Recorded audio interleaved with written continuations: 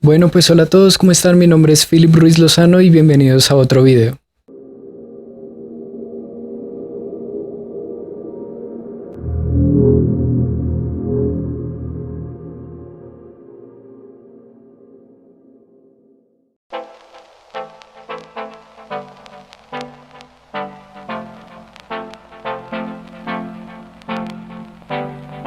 Para los que no me siguen todavía en Instagram o no siguen este canal de YouTube, les recuerdo que subí varias de las ilustraciones que hice para el Inktober 2019 a una plataforma que se llama Redbubble, a mi tienda virtual.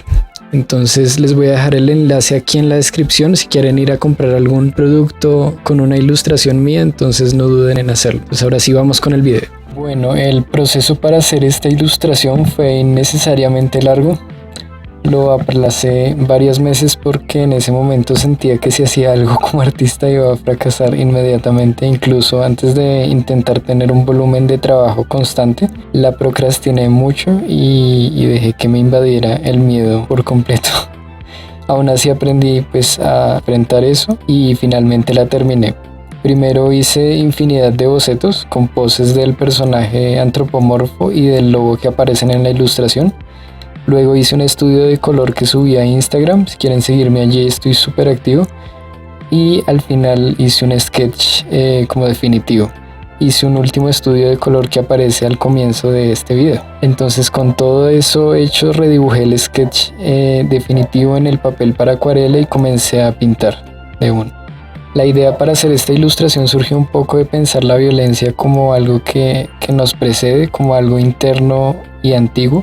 Escutuco es el nombre del personaje que diseñé para expresar la idea de violencia. Es ese ser antropomorfo rojo que está encima de la calavera en la ilustración y que por cierto es parte del cómic que estoy escribiendo y de todo un universo que está desarrollándose en mi obra como artista. La violencia en teoría es polimórfica, ¿no? Entonces por eso se ha discutido mucho por muchos psicólogos y teóricos en el transcurrir del tiempo.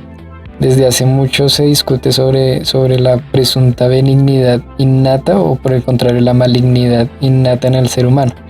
Es decir, que se hablan de tesis ambientalistas y tesis instintivas, respectivamente. Entonces las primeras definen que las personas nacen buenas y la sociedad las corrompe, ¿no? Las segundas afirman que el ser humano es instintivamente violento, pero que está constantemente resistiéndose a eso para vivir en sociedad, a grandes rasgos. Entonces se me hace muy interesante como es evidente una y otra vez que ninguna de esas es la verdad absoluta, ¿no? Estamos como constantemente en una transición entre una y la otra y digamos que el concepto de violencia también me hace pensar en digamos como hay personas que desde la adolescencia sufren acoso o se encuentran en situaciones de alto estrés. Y eso repercute en ellos cómo interactúan con los demás más adelante, o a veces también resulta en desconfianza extrema, incluso tendencia a la agresión hacia los demás, o cuando los animales usan la violencia para defender a sus crías pero nunca usan del contrincante, es decir, solo atacan para defender o para conseguir comida. Lo que hace que la violencia se vuelva injustificada es el abuso de ese poder que concede la naturaleza pues primitiva, ¿no? Digamos que ni siquiera es un problema moral porque también le pasa a los seres no racionales como los animales. Entonces este personaje es el encargado de garantizar que esa violencia sea siempre justificada. Lo que pasa es que después en la historia se revela y comienza a asesinar seres humanos indiscriminadamente, pero eso ya es historia que se describe más detalladamente en el cómic. Este personaje, al igual que Beldurra, no tiene género y a pesar de que tiene forma de ser humano, que es antropomorfo, no es humano. Proviene de un plano completamente ajeno a los seres humanos que ya había mencionado en un timelapse que había subido a YouTube antes. Y aunque ayuda a gobernar como nuestro comportamiento a distancia junto a otras criaturas, después ya no lo hace, digamos que se releva a sí mismo de esa posición.